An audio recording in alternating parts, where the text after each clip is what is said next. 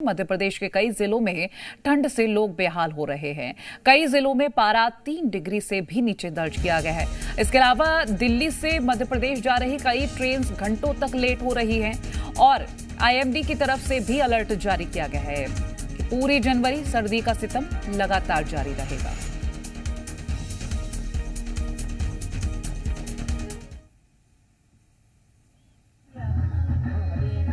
दीपक द्विवेदी हमारे साथ लाइव जुड़ गए हैं। दीपक, पूरी जनवरी के लिए अब तो अलर्ट जारी हो गया है कि पूरी जनवरी इसी तरह से सितम सर्दी का जारी रहेगा।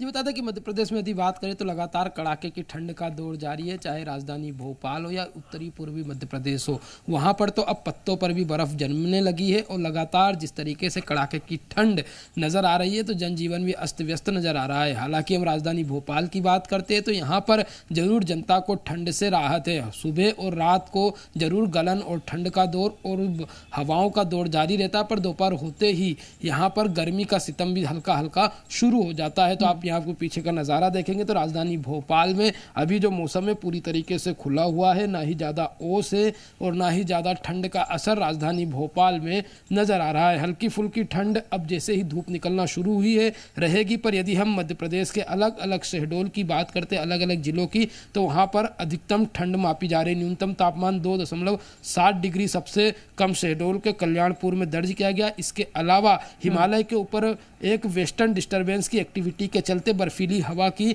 रफ्तार बढ़ने की संभावनाएं जताई गई है, जिसके चलते शीतलहर का असर मध्य प्रदेश के अलग अलग हिस्सों में जरूर दिखाई देगा। प्रदेश के उत्तरी हिस्से ग्वालियर, शिवपुरी, श्योपुर, मुरैना, भिंड, दतिया, निवाड़ी, छतरपुर, टीकमगढ़, पन्ना, सतना, रीवा, मऊगंज, सीधी, सिंगरौली, मैयर, शहडोल, उमरिया और अनूपपुर जिले में घने कोहरे को लेकर अलर्ट जारी किया गया है। इसके अलावा भोपाल, इंदौर, रायसेन, शाजापुर, राजगढ़, सीहोर, देवास समेत कई जिलों में मध्यम कोहरे को लेकर यह अलर्ट जारी किया गया है। तो कह सकते हैं कि भोपाल में जरूर हल्का फुल्का कोहरा देखने के लिए सवेरे के समय मिलता है, पर उसके बाद जैसे ही मौसम जैसे ही 9 बजे के बाद की बात करें, जैसे ही सूर्योदय होता है उसके बाद यहाँ पर कोहरा भी छटते हुए धीरे धीरे जो है कम हो जाता है। सिर्फ यहाँ राजधानी भोपाल की बात करते हैं तो 2 से 3 दिनों तक ही कोहरे का असर देखने के लिए मिला। फिलहाल अभी जनता को जरूर ठंड से राहत नहीं, क्योंकि यहाँ पर भी सर्द हवाओं का दौर जारी है। इसके अलावा मध्य प्रदेश के अलग अलग हिस्सों की बात करें तो वहाँ कोहरे समेत सर्द हवाओं का दौर जारी है और जिसके चलते दिल्ली से आने वाली तमाम ट्रेन